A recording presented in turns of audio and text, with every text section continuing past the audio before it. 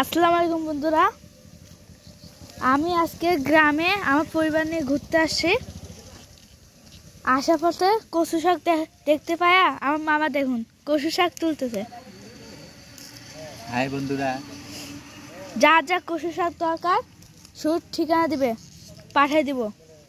দেখুন এখানে কচু শাকের অভাব নাই।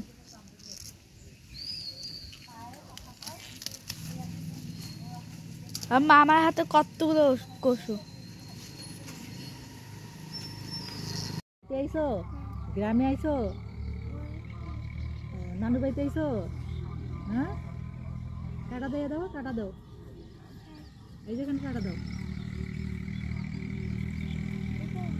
এটা শাক, এটাই শাক, এটা তোমার, তুমি খাইবে? খাবার রান্না করে খাবার। আচ্ছা, কাটা দিয়ে দাও, কাটাও।